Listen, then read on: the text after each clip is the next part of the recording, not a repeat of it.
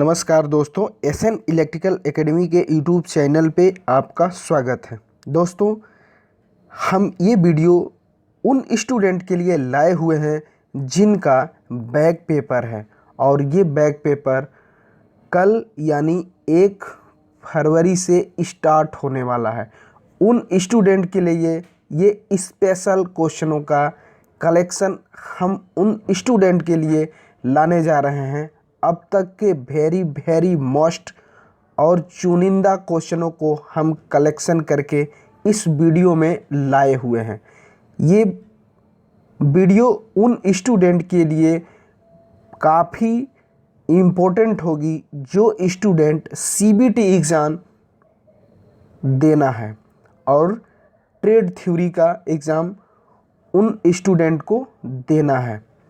तो वो स्टूडेंट इस वीडियो को अच्छे से इसके प्रत्येक क्वेश्चन के एनालिसिस को अच्छे से देखेंगे और समझेंगे। यदि उनको किसी क्वेश्चन में डाउट हो जाएगा तो हमें कमेंट कर सकते हैं, हम उसका रिप्लाई ज़रूर देंगे। और दोस्तों, साथ ही साथ आपसे निवेदन रहेगा कि इस वीडियो को ज़्यादा से ज़्यादा लाइक करें, शेयर करें और यदि आप इस चैनल पर नए हैं तो प्लीज़ दोस्तों इस चैनल को सब्सक्राइब करें। दोस्तों, हम आपके लिए इन क्वेश्चनों को कलेक्शन करके आपके बीच लाते हैं तो हम इसके पीछे बहुत मेहनत करके लाते हैं। तो आप भी इस चैनल को थोड़ा सा आपको ये मेहनत करनी है कि आप इस चैनल को ज़्यादा से ज़्यादा अपने दोस्तों से भी इस चैनल को सपोर्ट कराना है। और यदि आप अपना सपोर्ट इस चैनल के प्रति दे देंगे, यानी आप ज़्यादा संख्या में चैनल सब्सक्राइब कर देंगे, तो मुझे ऑनलाइन पढ़ाने की परमिशन यूट्यूब द्वारा मिल जाएगी, जिससे हम बार बार आप लोगों से रिक्वेस्ट कर रहे हैं। तो आप दोस्तों इस रिक्वेस्ट को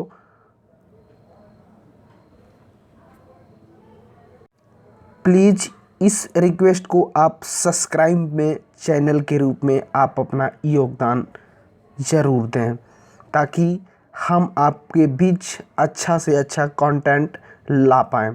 तो इसी उम्मीद के साथ दोस्तों कि आप इसका हमको सकारात्मक आप रिजल्ट देंगे और जो स्टूडेंट कल एग्ज़ाम देने जाएंगे जिनका बैक पेपर है इलेक्ट्रीशियन ट्रेड थ्योरी का, वो स्टूडेंट इन क्वेश्चनों को अच्छे से देख करके और समझ करके जाएंगे। इससे आपको बहुत क्वेश्चन मिलेंगे आपके सीबीटी एग्ज़ाम में। और दोस्तों, आप अपने जो भी स्टूडेंट हैं साथ के जिनका सीबीटी एग्ज़ाम 1 फरवरी से तो स्टार्ट हो रहा है, लेकिन ये एग्ज़ाम आगे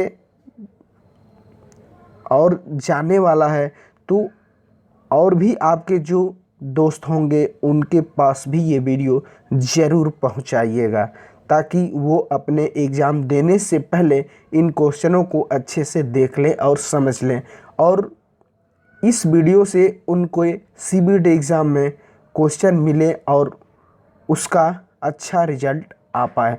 तो इसी उम्मीद के साथ कि आप इस वीडियो को ज़्यादा से ज़्यादा लाइक करेंगे, शेयर करेंगे और यदि आप इस चैनल पर नए होंगे तो प्लीज़ दोस्तों इस चैनल को सब्सक्राइब करेंगे। तो आइए दोस्तों, आज का हम सेशन स्टार्ट करते हैं और इसमें बहुत अच्छे क्वेश्चनों का हम कलेक्शन लेके आए हुए हैं। तो दोस्तों, पहला जो क्वेश्चन हमने लिया हुआ है ये 270 नंबर क्वेश्चन लिया हुआ है। ऐसे नहीं मैं क्वेश्चनों को कलेक्ट किया हूँ। ये क्वेश्चन अभी जो इलेक्ट्रीशियन ट्रेड थ्योरी के एग्ज़ाम हुए थे 24 जनवरी से 30 जनवरी के बीच में, उसी में से जो बार बार रिपीट हुए थे क्वेश्चन, उन्हीं क्वेश्चनों को हम लेकर के आपके बीच आए हुए हैं। तो इन क्वेश्चनों को आप देखिएगा अच्छे से। इसमें एक पहला नंबर जो हम क्वेश्चन लिए हैं वो 270 नंबर क्वेश्चन लिए हुए हैं। इसमें कह रहा है कि एसी जनरेटर में डैम्पर वाइंडिंग का उपयोग करने का क्या उद्देश्य है। तो एसी जनरेटर में डैम्पर वाइंडिंग लगाने का उद्देश्य ये होता है कि हंटिंग इफेक्ट को दूर करना या हंटिंग इफेक्ट को रोकता है। हंटिंग इफेक्ट होता कैसे है, तो जब हम मोटर पे लोड अचानक या बार बार लोड में वेरिएशन आता है, परिवर्तन आता है, तो उस समय उसका रोटर जो होता है वाइब्रेट करने लगता है, कंपन करने लगता है। इसी को हम कहते हैं हंटिंग। और इस हंटिंग इफेक्ट को दूर करने के लिए डैम्पर बाइंडिंग की जाती है। डैम्पर बाइंडिंग जो की जाती है वो पोल पर इसके अंतिम सिरे, जिस सर रोटर साइड या आर्मेचर साइड से ये कनेक्ट होता है, उसी सिरे पर इस पोल में होल करके इसमें कापर की छड़ें ऐसे डाल दी जाती है। इसी को हम डैम्पर बाइंडिंग करते हैं। तो डैम्पर बाइंडिंग का उद्देश्य जो हुआ वो हंटिंग प्रभाव को रोकना हुआ, जो ऑप्शन नंबर डी में दिया हुआ है, हंटिंग प्रभाव को रोकता है। ये लिए ऑप्शन नंबर डी सही हो जाएगा। नेक्स्ट जो क्वेश्चन है ये 271 नंबर क्वेश्चन है। ये कह रहा है कि अल्टरनेटर के इस प्रकार को, इस फिगर में दिखाए गए अल्टरनेटर किस टाइप का अल्टरनेटर है। तो ये अल्टरनेटर जो है ब्रश रहित अल्टरनेटर है, यानी ब्रशलेस अल्टरनेटर है। तो ऑप्शन जो ए दिया हुआ है वो ब्रशलेस अल्टरनेटर, यानी ऑप्शन नंबर ए सही हो जाएगा। नेक्स्ट क्वेश्चन ये 255 नंबर क्वेश्चन। ये 255 नंबर क्वेश्चन में कह रहा है कि चित्र में दिखाए गए अल्टरनेटर के किस भाग को दिखाया गया है। तो ये अल्टरनेटर के रोटर भाग को दिखाया गया है। अल्टरनेटर में रोटर जो होते हैं दो प्रकार के होते हैं, एक सिलेंड्रिकल टाइप रोटर होता है और एक सैलिएंट पोल टाइप रोटर होता है। तो ये जो रोटर है सैलिएंट पोल टाइप रोटर है। क्यों? क्योंकि इसका जो व्यास है वो ज़्यादा है और अक्षीय लंबाई जो है कम है। इसीलिए ये जो अल्टरनेटर का भाग है वो रोटर है और उसमें जो टाइप है सैलिएंट पोल टाइप अल्टरनेटर है। और इसकी जो गति में प्रयोग किया जाता है लो एंड मीडियम में प्रयोग किया जाता है। इसकी स्पीड जो होती है 375 आरपीएम से 1000 आरपीएम के बीच वाली मोटरों में इसका प्रयोग किया जाता है। तो ये जो रोटर है ये सैलिएंट पोल टाइप रोटर है, जो ऑप्शन नंबर सी में दिया हुआ है सैलिएंट पोल टाइप रोटर, इसलिए ऑप्शन नंबर सी सही हो जाएगा। नेक्स्ट जो क्वेश्चन पूछा गया था, ये क्वेश्चन पूछा गया था, इस फिगर को देख करके आपको बताना है कि ये कौन सी कैपेसिटर वाली मोटर है। या आप देखेंगे यहाँ सप्लाई कनेक्ट किया गया है और ये फेज है और ये न्यूट्रल है। फेज में ये फ्यूज लगाया गया है सेफ्टी पर्पज के उद्देश्य से, और इस सप्लाई के समानांतर में ये बाइंडिंग लगाई गई है। इस बाइंडिंग को U1 U2 से दर्शाया गया है, अर्थात ये रनिंग बाइंडिंग है। रनिंग बाइंडिंग का दूसरा नाम मेन बाइंडिंग भी होता है। और सप्लाई के सीरीज में स्टार्टिंग बाइंडिंग लगाई गई है। इस स्टार्टिंग बाइंडिंग को एक्सिलरी बाइंडिंग भी कहते हैं और इसको Z1 Z2 से दर्शाया गया है या प्रदर्शित किया जाता है या कोडिंग किया जाता है। और इसके सीरीज में ये कैपेसिटर लगाया गया है। इस कैपेसिटर के सीरीज में एक सेंट्रीफ्यूगल स्विच लगाया गया है। इसमें क्या विशेषता है, तो जब ये मोटर 75 से 80% गति प्राप्त कर लेती है तो ये सेंट्रीफ्यूगल स्विच ऑफ हो जाएगा और उस समय ये स्टार्टिंग बाइंडिंग जो होगी डिस्कनेक्ट हो जाएगी और मोटर सप्लाई के साथ इस रनिंग बाइंडिंग के साथ कनेक्ट रहेगा और मोटर लगातार चलती रहेगी। इसका मतलब यह हुआ कि ये जो कैपेसिटर हुआ स्टार्टिंग करने के लिए लगा, अर्थात ये जो मोटर हुई कैपेसिटर स्टार्ट इंडक्शन मशीन हुई, जो ऑप्शन नंबर डी में दिया हुआ है capacitor start induction run motor, यानी ऑप्शन नंबर सी सही हो जाएगा। नेक्स्ट जो क्वेश्चन पूछा गया था ये 219 नंबर क्वेश्चन है। इसमें कह रहा है कि सार्वभौमिक मोटर यानी यूनिवर्सल मोटर में अपकेंद्रीय स्विच यानी सेंट्रीफ्यूगल स्विच गति नियंत्रण विधि में कैपेसिटर का उद्देश्य क्या होता है। ये कैपेसिटर का उद्देश्य क्या है, तो इस कैपेसिटर का उद्देश्य ये है कि इसके जो कांटेक्ट पॉइंट है उस कांटेक्ट पॉइंट पर जो स्पार्किंग उत्पन्न होती है उस स्पार्किंग को कम करने का काम जो करता है ये कैपेसिटर करता है। आप ऑप्शन नंबर डी में देखेंगे तो उसमें लिखा गया है संपर्कों पर स्पार्किंग कम करेगा, यानी ऑप्शन नंबर डी सही हो जाएगा। नेक्स्ट क्वेश्चन जो है वो 220 नंबर क्वेश्चन है। इसमें कह रहा है कि समरसिबल पंपों में रिवाइंडिंग करने के लिए किस प्रकार के वाइंडिंग तार का उपयोग किया जाता है। तो समरसिबल मोटर में रिवाइंडिंग करने में पीवीसी कवर्ड कॉपर वायर का प्रयोग किया जाता है। ये वेरी मोस्ट क्वेश्चन है दोस्तों, ये कंपटीशन एग्जाम में भी ये क्वेश्चन बार बार पूछा जाता है। और इस बार 608 वैकेंसी जो यूपी पीसीएल में हुई थी उसमें भी ये क्वेश्चन पूछा गया था कि समरसेबल पंप की रिवाइंडिंग करने में कौन से वायर का प्रयोग किया जाता है। तो इसमें जो वायर प्रयोग किया जाएगा पीवीसी कवर्ड कॉपर वायर प्रयोग किया जाएगा, जो ऑप्शन नंबर ए में दिया हुआ है, इसलिए ऑप्शन नंबर ए सही हो जाएगा। नेक्स्ट जो क्वेश्चन आया हुआ था वो 144 नंबर, इसमें कह रहा है कि ये स्टार्टर का कौन से स्टार्टर का ये सिंबल है। तो ये जो स्टार्टर है ये स्टार डेल्टा स्टार्टर है। क्यों? क्योंकि पहला नंबर तो कोई भी स्टार्टर होना है, स्टार्टर का यही सिंबल होता है। ये स्टार्टर हो गया, स्टार्टर का यही सिंबल है। अब इसमें जो स्टार्टर होते हैं जैसे DOL स्टार्टर हो गया, स्टार डेल्टा स्टार्टर हो गया, उसके बाद ऑटो ट्रांसफार्मर स्टार्टर हो गया, इसमें अब अलग अलग संकेत आते हैं। ये तो इसमें हम इसको कह रहे हैं कि ये जो सिंबल है स्टार डेल्टा स्टार्टर का है। इसके अंदर वाले भाग को देखेंगे तो ये है, तो ये स्टार का हो गया।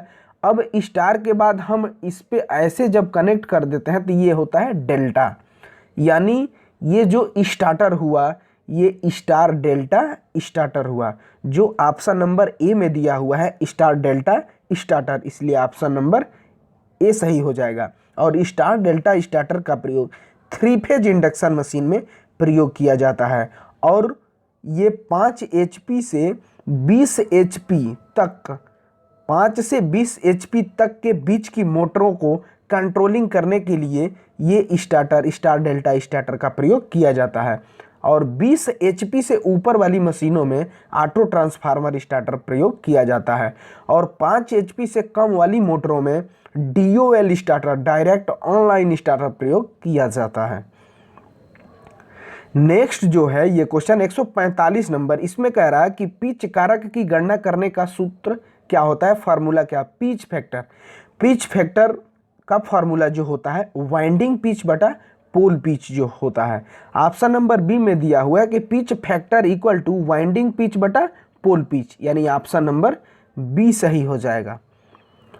नेक्स्ट क्वेश्चन जो है वो 146 नंबर है, इसमें कह रहा है कि पोल वाइंडिंग को AC वाइंडिंग में स्लॉट के संदर्भ में कैसे व्यक्त किया जाता है। तो स्लॉट के संदर्भ में जो व्यक्त किया जाता है वो उसका फॉर्मूला होता है number of stator slot upon number of pole. Option number C में आप देखेंगे तो लिखा गया है कि number of slot in stator upon number of pole, यानी ऑप्शन नंबर सी सही हो जाएगा।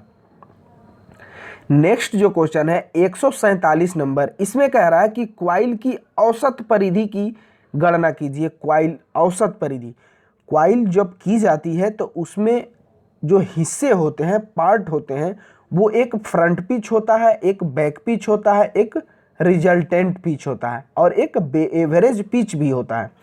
तो अगर इनपुट आउटपुट अगर पिच के संदर्भ में देते हैं एवरेज पिच का फार्मूला, तो उसके लिए होता है front pitch plus back pitch upon 2 pitch के संदर्भ में। लेकिन इनपुट आउटपुट के बीच में अगर एवरेज का फार्मूला देंगे तो इनपुट प्लस आउटपुट अपॉन 2 होता है। ऑप्शन नंबर बी में आप देखेंगे तो इनपुट प्लस आउटपुट अपॉन 2, यानी ऑप्शन नंबर बी सही हो जाएगा। नेक्स्ट जो क्वेश्चन है 135 नंबर, इसमें कह रहा है कि 3 कला मोटर में वाइंडिंग के बीच का कलांतर कितना होता है, मतलब एंगल कितना होता है। आप जानते भी होंगे कि हमारे देश में फेज का जो क्रम होता है RYB होता है, रेड येलो ब्लू होता है। और 3 फेज यदि मशीन है तो उसमें यही रेड येलो ब्लू 3 फेज होते हैं और ये आपस में एक निश्चित एंगल पर स्थापित किए जाते हैं। तो आप जानते हैं कि टोटल डिग्री मैकेनिकल में होती है 360 डिग्री। इसके लिए फॉर्मूला होता है 3 फेज के लिए निकालना है कि तीनों फेज में एक दूसरे के बीच का एंगल क्या होगा, तो इसमें 3 से भाग दे दीजिए। 3 एकम 3, 3 दूनी का 6, 0, 120। अर्थात ये जो हुआ R हुआ, ये Y हुआ, ये B हुआ, तो R और Y के बीच 120 डिग्री का एंगल हुआ, B और Y के बीच भी 120 डिग्री का एंगल हुआ, और B और R के बीच भी 120 डिग्री का एंगल हुआ। तो ये जो आप देख रहे होंगे ऑप्शन नंबर बी में दिया हुआ है 120 डिग्री, इसलिए ऑप्शन नंबर बी सही हो जाएगा। नेक्स्ट जो क्वेश्चन है ये 136 नंबर, ये कह रहा है कि इस हिस्से में एक्स से दिखाए गए पार्ट का क्या नाम है। तो ये जो पूरा पार्ट है ये बाउंड रोटर है, और इस बाउंड रोटर का प्रयोग हम 3 phase induction machine, 3 phase slip ring induction machine होती है उसमें इस टाइप के रोटर का प्रयोग किया जाता है। और ये जो रोटर है इसके ये शाफ्ट है, इस शाफ्ट पे ये 3 जो है स्लिप रिंग स्थापित की गई है, अर्थात इसका जो नाम है वो स्लिप रिंग है। ऑप्शन नंबर डी में आप देखेंगे कि स्लिप रिंग दिया हुआ है, इसलिए ऑप्शन नंबर डी सही हो जाएगा। नेक्स्ट जो क्वेश्चन है ये क्वेश्चन है इस फिगर को आपको देख करके बताना है कि ये किस स्टार्टर का है। आप यहाँ देखेंगे कि L1, L2 और L3 3 लाइन है, और यहाँ से हमको कनेक्ट किया गया है, और यहाँ पे इसका हैंडल है ऑन और ऑफ का। और यहाँ पे आप ध्यान से देखिएगा तो ये जो है ये ऑटो ट्रांसफार्मर है, और यहाँ पे 3 फेज इंडक्शन मशीन है, अर्थात ये जो टाइप है वही ये स्टार्टर है। यानी ये जो ट्रांसफार्मर लगाया गया है ये ऑटो टाइप का ट्रांसफार्मर है, यानी ये जो स्टार्टर है ऑटो ट्रांसफार्मर स्टार्टर होगा, जो ऑप्शन नंबर बी में दिया हुआ है ऑटो ट्रांसफार्मर स्टार्टर, इसलिए ऑप्शन नंबर बी सही हो जाएगा। ऑटो ट्रांसफार्मर स्टार्टर का जो प्रयोग किया जाता है ना वो 20 HP से ऊपर वाली मशीनों में किया जाता है। DOL स्टार्टर का प्रयोग 5 HP से कम वाली मशीनों में किया जाता है। नेक्स्ट जो क्वेश्चन है ये 129 नंबर, इसमें कह रहा है कि AC 3 कला प्रेरण मोटर की तुल्यकालिक गति का फॉर्मूला क्या होता है। 3 फेज इंडक्शन मशीन के सिंक्रोनस स्पीड का फार्मूला NS = 120 F/P होता है। NS जो होता है सिंक्रोनस स्पीड है, F जो है फ्रेक्वेंसी है, और P जो है पोल है। AC की फ्रेक्वेंसी आप याद रखिएगा 50 हर्ट्ज होता है, लेकिन अगर DC की फ्रेक्वेंसी पूछता है तो DC की फ्रेक्वेंसी 0 होती है।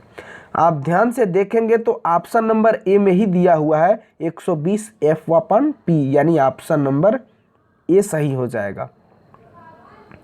नेक्स्ट जो क्वेश्चन है वो 69 नंबर क्वेश्चन है, इसमें कह रहा है कि DC मोटर में EMF की गणना करने का फॉर्मूला क्या होता है। आप ध्यान से इसको समझिएगा, यदि DC मोटर हो या DC जनरेटर हो, दोनों में प्रेरित EMF ज्ञात करने का फॉर्मूला एक ही होता है, और EB = φZNP/60A होता है। EB जो है बैक EMF है, φ जो है फ्लक्स है, Z जो है चालक है, कंडक्टर है, N जो है वो घूर्णन गति है मोटर की, और P जो है पोल है, और A जो है पैरेलल रास्तों की संख्या है। आप देखेंगे कि ये पूरे फार्मूले को C में रखा गया है, यानी ऑप्शन नंबर C सही हो जाएगा। नेक्स्ट जो क्वेश्चन पूछा गया है ये 70 नंबर क्वेश्चन पूछा गया है। इस पार्ट को देख करके आपको इसका केवल नाम बताना है कि ये कौन से उपकरण है। तो ये जो उपकरण है ये ग्राउलर है, और इस ग्राउलर जो होता है ना वो 2 प्रकार का ग्राउलर होता है, एक आंतरिक ग्राउलर होता है और एक बाह्य ग्राउलर होता है। तो ये जो दिखाया गया ग्राउलर है ये बाह्य ग्राउलर है, इसी पर आर्मेचर को रख करके और ग्राउलर, इन दोनों ग्राउलर आंतरिक हो या बाह्य ग्राउलर हो, दोनों ग्राउलर से open circuit test, short circuit test और ग्राउंड टेस्ट तीनों ज्ञात किया जाता है। और ध्यान रखिएगा अगर बाह्य ग्राउलर है तो उसमें DC मशीन में प्रयोग किया जाता है, और आंतरिक ग्राउलर है तो वो AC मशीन में प्रयोग किया जाता है। यहाँ जो ग्राउलर दिखाया गया है इस पर आर्मेचर रखते हैं, यानी ये जो ग्राउलर हुआ बाह्य ग्राउलर हुआ। तो आप याद रखिएगा इस का नाम जो होगा वो ग्राउलर होगा। यहाँ ऑप्शन कट गया है पीडीएफ बनाते वक्त। नेक्स्ट जो क्वेश्चन है 57 नंबर क्वेश्चन है, इसमें कह रहा है कि आर्मेचर वाइंडिंग में प्रतिरोध को मापने के लिए किस उपकरण का प्रयोग किया जाता है। आर्मेचर वाइंडिंग का जो प्रतिरोध होता है वो कम से कम होता है, यानी 1 ओम तक होता है। तो 1 ओम से मापने के लिए हम केल्विन ब्रिज का यहाँ प्रयोग करेंगे। अगर यहाँ पे डबल केल्विन ब्रिज रहता तो उसको हम प्रीफर करते, लेकिन वो नहीं है, इसलिए हम केल्विन ब्रिज को प्रीफर करेंगे, इसलिए ऑप्शन नंबर डी सही हो जाएगा। मेगर जो है ना, मेगन भी प्रतिरोध मापता है, लेकिन वो हाई रेजिस्टेंस मेगा ओम वाले रेजिस्टेंस को मेजर करता है, इसलिए ये नहीं। हम मल्टीमीटर को हम एवियोमीटर भी कहते हैं, और एवियोमीटर से यानी मल्टीमीटर से एक साथ करंट, वोल्टेज और रेजिस्टेंस तीनों मेजर करते हैं। फिलहाल यहाँ आर्मेचर का रेजिस्टेंस पूछा था, तो आर्मेचर का रेजिस्टेंस जो होता है मैक्सिमम 1 होता है, लेकिन 1 से कम ही 1 ओम से कम ही रहता है, इसीलिए यहाँ हम केल्विन ब्रिज को प्रीफर करेंगे, इसलिए ऑप्शन नंबर डी सही हो जाएगा। नेक्स्ट जो क्वेश्चन है 58 नंबर, इसमें कह रहा है कि शॉर्ट और ओपन सर्किट टेस्ट के लिए आर्मेचर वाइंडिंग का परीक्षण करने के लिए किसका प्रयोग किया जाता है। तो शॉर्ट और ओपन टेस्ट करने के लिए आर्मेचर वाइंडिंग का यदि हम टेस्ट करते हैं तो वहाँ पे ग्राउलर का प्रयोग करेंगे। चूंकि यह डीसी मशीन है, इसलिए हम वाह्य ग्राउलर का प्रयोग करेंगे, जो ऑप्शन नंबर सी में दिया हुआ है, वाह्य ग्राउलर, एक्सटर्नल ग्राउलर, यानी ऑप्शन नंबर सी सही हो जाएगा। यदि यहाँ पे आर्मेचर के बदले यहाँ स्टेटर कहता तो हम वहाँ पे आंतरिक ग्राउलर का प्रयोग करते, और टोंग टेस्टर का प्रयोग हम लाइफ वायर में करंट मेजर करने के लिए टोंग टेस्टर का प्रयोग किया करते हैं। और मल्टीमीटर का प्रयोग, मल्टीमीटर का दूसरा नाम एवियोमीटर होता है, और इससे हम एक साथ करंट, वोल्टेज और रेजिस्टेंस तीनों मेजर करते हैं। नेक्स्ट क्वेश्चन जो है 59 नंबर है, ये डीसी मोटर की गति नियंत्रण की कौन सी विधि है। तो आप ध्यान से देखिएगा, ये सप्लाई से कनेक्ट किया गया है, यहाँ पे पॉजिटिव सप्लाई दिया जा रहा है और यहाँ पे निगेटिव सप्लाई दिया जा रहा है। यहाँ पे एक बाइंडिंग की गई है D1 D2। D1 D2 जो बाइंडिंग की जाती है वो सीरीज फील्ड बाइंडिंग की बाइंडिंग होती है, और यहाँ पे आर्मेचर लगाया गया है। आर्मेचर की जो बाइंडिंग होती है वो A1 A2 होती है, और आर्मेचर के ठीक समानांतर में एक वेरिएबल रेजिस्टेंस लगाया गया है, अर्थात ये जो कंट्रोलिंग है, गति कंट्रोलिंग है, आर्मेचर डाइवर्टर विधि इसको कहते हैं। तो ऑप्शन नंबर डी में दिया हुआ है आर्मेचर डाइवर्टर विधि, इसलिए ऑप्शन नंबर डी सही हो जाएगा। नेक्स्ट जो क्वेश्चन है 12 नंबर, इसमें कह रहा है कि चुंबकीय क्षेत्र की दिशा ज्ञात करने के लिए किस नियम का प्रयोग किया जाता है। तो चुंबकीय क्षेत्र की दिशा ज्ञात करने के लिए राइट हैंड रूल या उसी को कहते हैं पाम रूल का प्रयोग किया जाता है, जो ऑप्शन नंबर बी में दिया हुआ है दाएं हाथ का हथेली नियम, इसलिए ऑप्शन नंबर बी सही हो जाएगा। यदि कहता कि मोटर में आर्मेचर के घूमने की दिशा किससे ज्ञात की जाएगी, तो वो फ्लोमिंग का बाएं हाथ का नियम होगा। यदि जनरेटर में आर्मेचर के घूमने की दिशा पूछता तो उस कंडीशन में फ्लोमिंग का दाएं हाथ का नियम होता, और मोटर हो या जनरेटर हो दोनों में प्रेरित ईएमएफ की दिशा ज्ञात करने के लिए पूछता तो फ्लोमिंग का दाएं हाथ का नियम होता। नेक्स्ट क्वेश्चन जो है ये 13 नंबर क्वेश्चन है, इसमें कह रहा है कि डीसी जनरेटर के किस भाग को दिखाया गया है। इस भाग को जो दिखाया गया है, इस भाग का केवल नाम पूछा जा रहा है कि इसका नाम क्या होगा। तो इसका जो नाम होता है इसे हम बॉडी भी कहते हैं, इसे योक भी कहते हैं, और इसे हम फ्रेम भी कहते हैं। इसलिए ऑप्शन नंबर डी में दिया हुआ है योक फ्रेम, या इसे बॉडी भी कह सकते हैं, 3 नामों से जाना जाता है, इसलिए ऑप्शन नंबर डी सही हो जाएगा। नेक्स्ट जो क्वेश्चन है 4 नंबर, इसमें कह रहा है कि डीसी जनरेटर में उत्पन्न ईएमएफ की गणना करने का फॉर्मूला क्या होता है। डीसी जनरेटर हो या मोटर हो दोनों में प्रेरित ईएमएफ ज्ञात करने का जो फॉर्मूला होता है EB = phi ZNP/60A होता है। EB जो है बैक ईएमएफ है, phi जो है फ्लक्स है, Z जो है वो चालक है, चालक की संख्या है, N जो है वो स्पीड है, P जो है पोल है, और ए जो है पैरेलल रास्तों की संख्या है। आप ध्यान से देखेंगे तो ये जो दिया हुआ है ऑप्शन नंबर 5ZNP अपन 60A, ऑप्शन नंबर बी में आप देखें 5ZNP गलत दिया हुआ है, ए ऊपर दिया है। सी ऑप्शन में आप देखेंगे तो दिया हुआ है 5ZNP अपन 60A, इसलिए ऑप्शन नंबर सी सही हो जाएगा। नेक्स्ट जो क्वेश्चन है 5 नंबर, इसमें कह रहा है कि ईएमएफ की गणना करने का फॉर्मूला क्या होता है मोटर में, डीसी मोटर में। तो terminal voltage V equal to EB plus IaRa, ये जो फार्मूला लगता है ये टर्मिनल वोल्टेज हम यहाँ ज्ञात करने के लिए बता रहे हैं। ये टर्मिनल वोल्टेज है और ये ईएमएफ है, इंड्यूस्ड ईएमएफ है, और ये आर्मेचर करंट है और ये आर्मेचर रेजिस्टेंस है। तो ये मोटर के लिए है, मोटर में ये केवल यहाँ प्लस होता है। यदि यह जनरेटर के लिए कहता तो यहाँ केवल माइनस हम कर देते, लेकिन यहाँ मोटर के लिए पूछा है इसलिए यहाँ हम प्लस करेंगे और इसको हम निकालते हैं तो इसको इस साइड हमको भेजना पड़ेगा। यानी फाइनली जो फार्मूला बनेगा वो EB equal to VT terminal voltage होता है, टी नहीं भी लिख सकते हैं लेकिन याद रखिएगा ये टर्मिनल वोल्टेज होता है, माइनस IaRa होता है। आप ध्यान से देखेंगे तो ये जो फार्मूला है सी ऑप्शन में दिया हुआ है, इसलिए ऑप्शन नंबर सी सही हो जाएगा। नेक्स्ट क्वेश्चन जो है 6 नंबर, इसमें कह रहा है कि डीसी जनरेटर में एक्स से दिखाए गए भाग का क्या नाम है। तो ये एक्स से दिखाए गए भाग का नाम पोल शू होता है।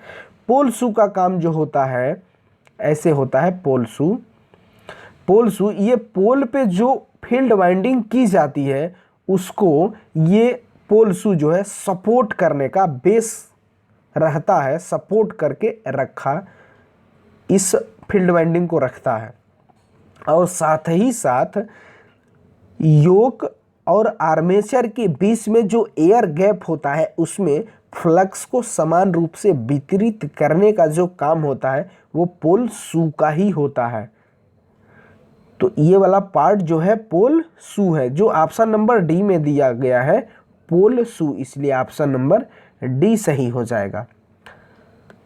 नेक्स्ट क्वेश्चन जो है ये 1 नंबर, डीसी जनरेटर के एक्स के रूप में चिन्हित भाग का नाम क्या है। ये हिस्सा जो है आर्मेचर है और आर्मेचर में जो इंड्यूस्ड ईएमएफ होता है उसको हम बाहर सप्लाई देने के लिए इससे ये त्रिभुजाकार ऐसे आकृति बनाए हुए हिस्से का नाम पूछा है, तो इसे हम कहते हैं राइजर या लग कहते हैं।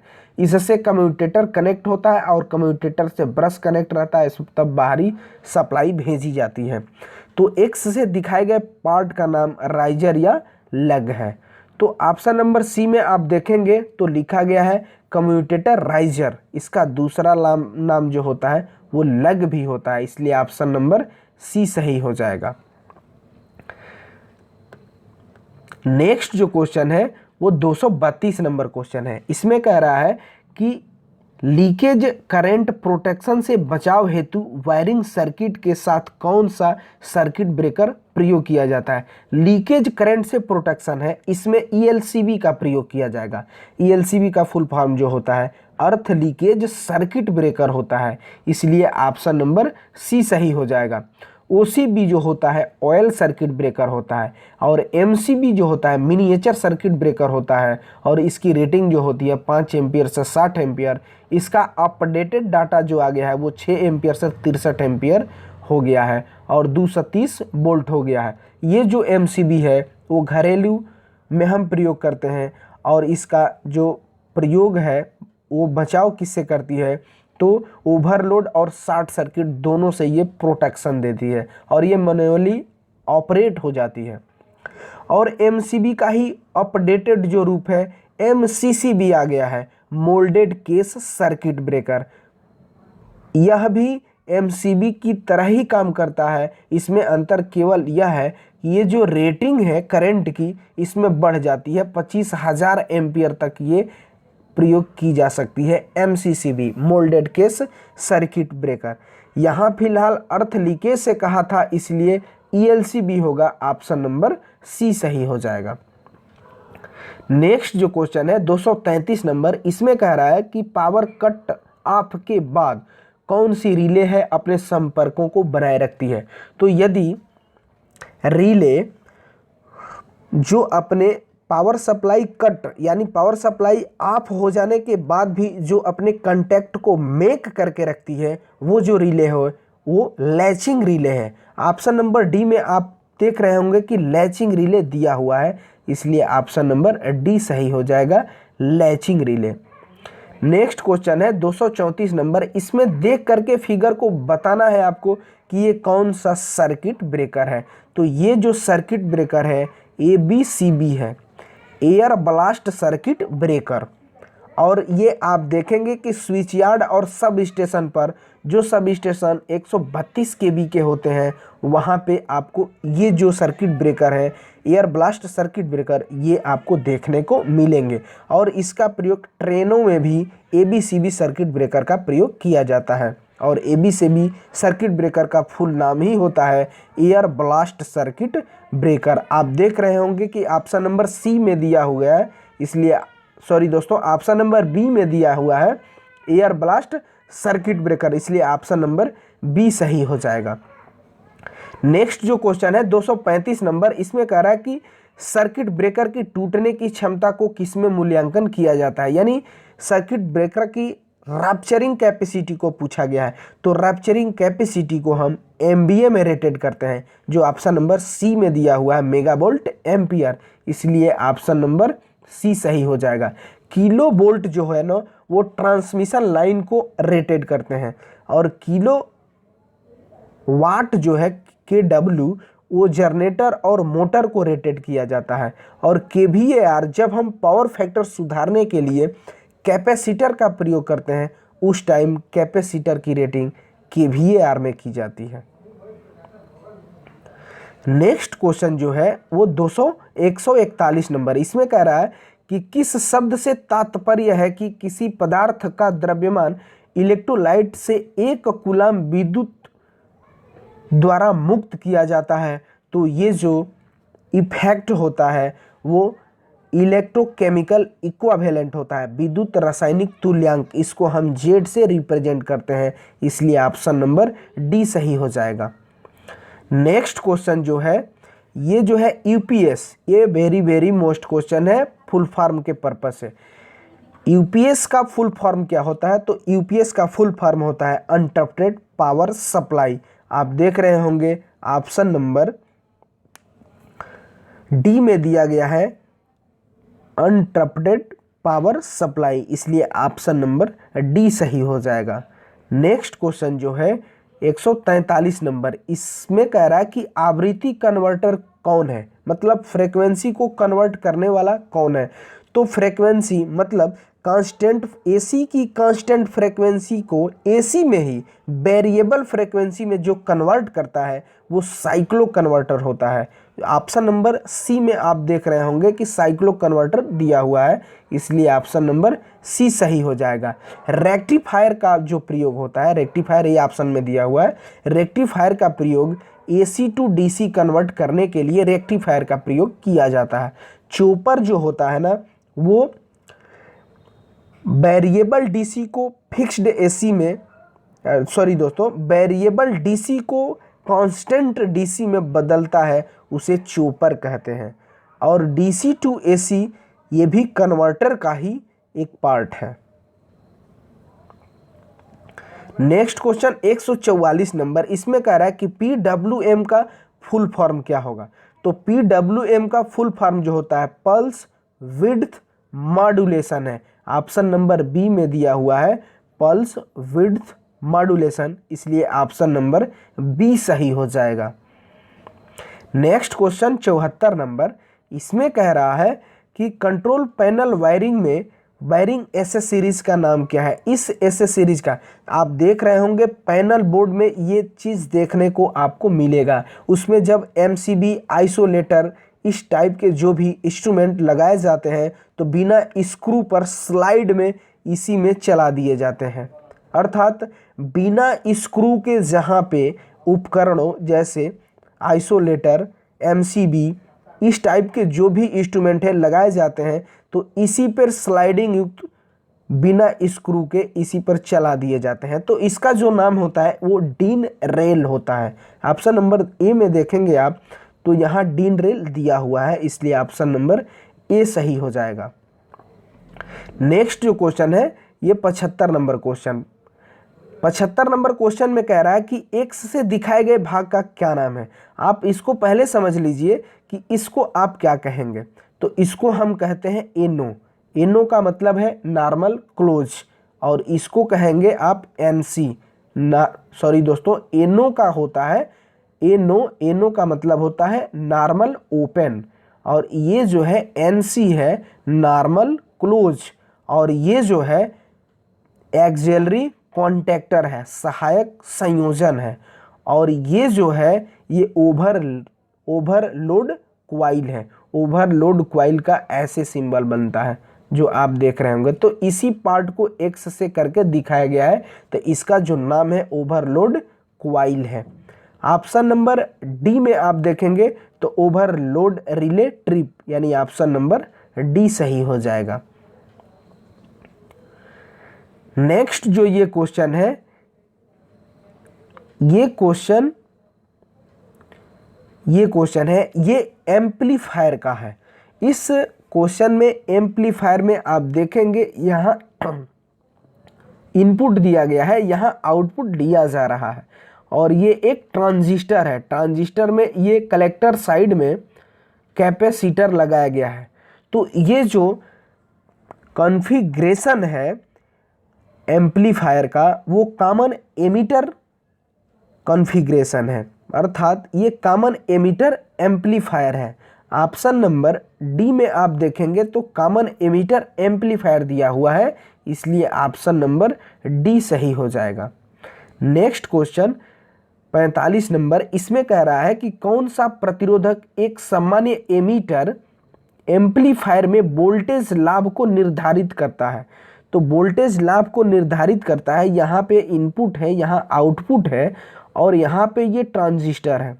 इस ट्रांजिस्टर में आप देख रहे हैं कि ये कैपेसिटर लगा है, और यहाँ पे RL लोड रेजिस्टेंस लगा है।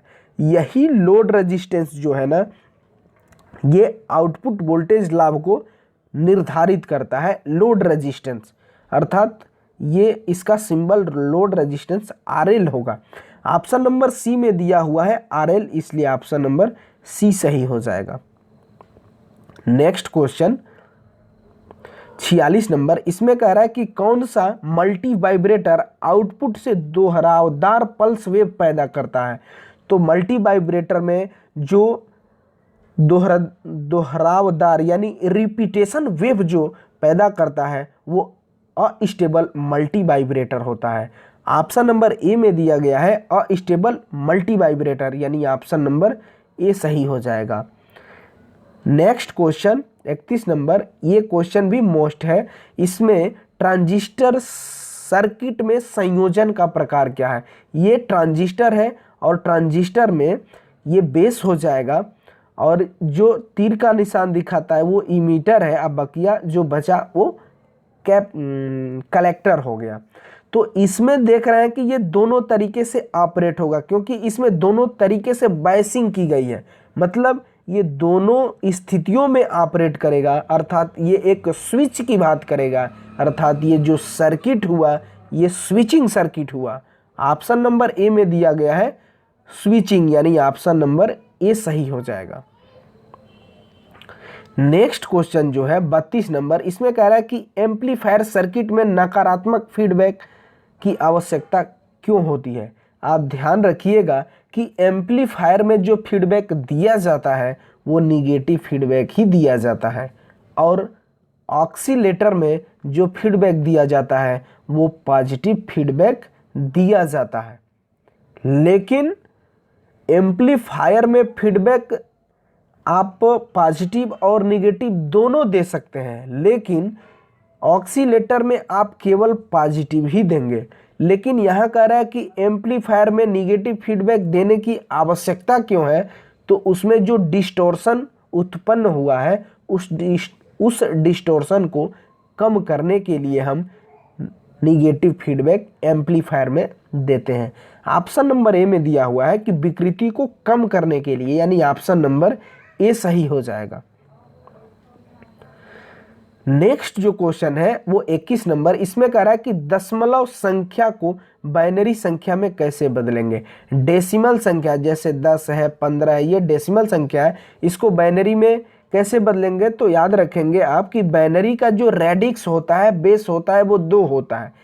अर्थात डेसिमल संख्या में 2 से जब हम भाग देंगे तो वो बाइनरी संख्या में बदल जाएगी।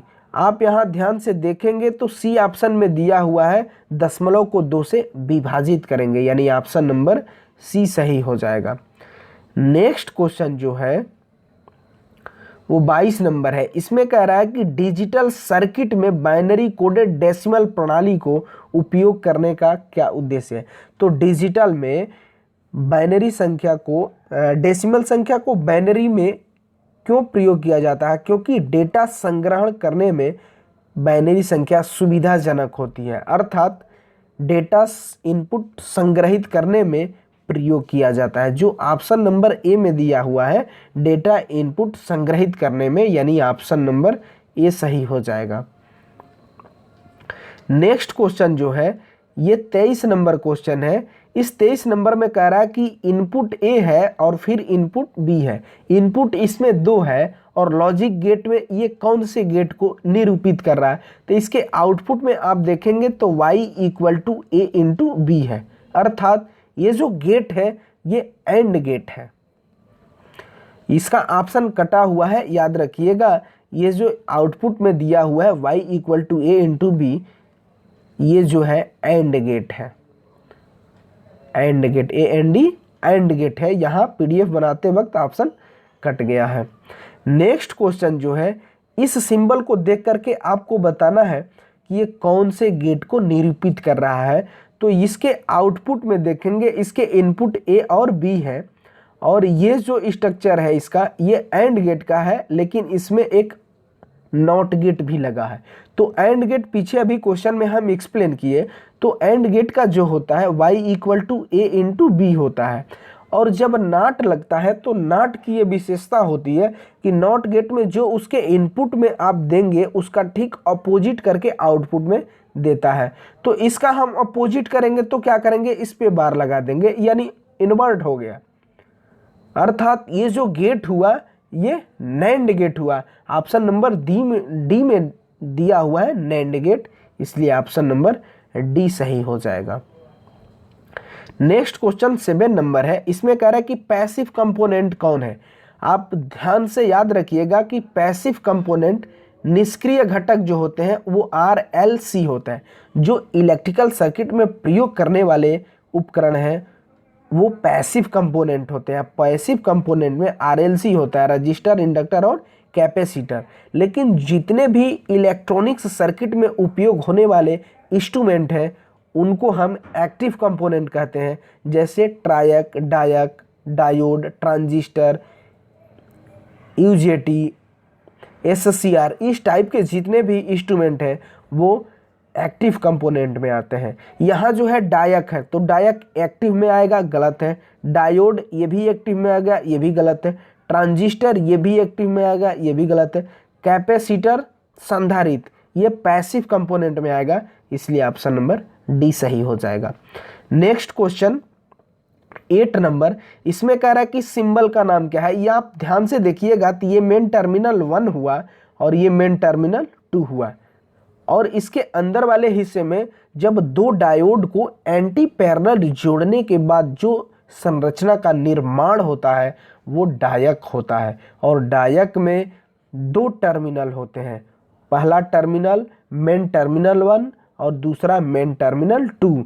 तो ये जो सिंबल है ये डायक का है, जो ऑप्शन नंबर सी में दिया हुआ है, इसलिए ऑप्शन नंबर सी सही हो जाएगा। इसकी एक मिलती जुलती संरचना है ट्रायक। ट्रायक की संरचना जो होती है 2 SCR को एंटी पैरेलल जोड़ने के बाद जो संरचना बनती है वो ट्रायक होती है। और ट्रायक में 3 टर्मिनल होते हैं, मेन टर्मिनल 1, मेन टर्मिनल 2 और गेट सिरा होता है। नेक्स्ट क्वेश्चन, और ये आज का अंतिम क्वेश्चन होगा 9 नंबर। इसमें कह रहा है कि हेक्साडेसिमल संख्या प्रणाली में कितने वर्ण होते हैं। जो ये प्रणालियाँ होती है वो 4 होती है, बाइनरी, डेसिमल, ऑक्टल और हेक्साडेसिमल। बाइनरी संख्या का जो रेडिक्स होता है वो 2 होता है, डेसिमल संख्या का जो रेडिक्स होता है वो 10 होता है, और ऑक्टल संख्या का जो रेडिक्स का मतलब होता है बेस, तो ऑक्टल संख्या का जो रेडिक्स होता है वो 8 होता है, और हेक्साडेसिमल संख्या का जो रेडिक्स होता है वो 16 होता है। और यहाँ हेक्साडेसिमल का पूछा है, अर्थात ये 16 होगा, जो ऑप्शन नंबर डी में दिया हुआ है, इसलिए ऑप्शन नंबर डी सही हो जाएगा। दोस्तों, उम्मीद करते हैं कि ये सभी क्वेश्चन आपको समझ में आए होंगे, और जिन स्टूडेंट का बैक पेपर कल सीबीटी एग्ज़ाम उनको देना है, वो स्टूडेंट इन क्वेश्चनों को अच्छे से देख और समझ के जाएंगे। फिर भी किसी क्वेश्चन में डाउट हो जाएगा तो हमें कमेंट कर सकते हैं, हम उसका रिप्लाई ज़रूर देंगे। और दोस्तों, यदि हमारा एक्सप्लेन करने का तरीका आपको अच्छा लगा है तो प्लीज़ इस वीडियो को ज़्यादा से ज़्यादा लाइक करें, शेयर करें, और यदि आप इस चैनल पे नए हैं तो प्लीज़ इस चैनल को सब्सक्राइब करें। तो इस वीडियो में बस इतना ही, तब तक के लिए बाय बाय, टेक केयर। और दोस्तों, हम इस बैक पेपर का भी प्रत्येक दिन शाम को क्वेश्चनों को स्टूडेंट के द्वारा मंगाएंगे, और उसका क्वेश्चन का एनालिसिस करके हम वीडियो बना के आपके बीच लाते रहेंगे। तो इस वीडियो में बस इतना ही, तब तक के लिए बाय बाय, टेक केयर।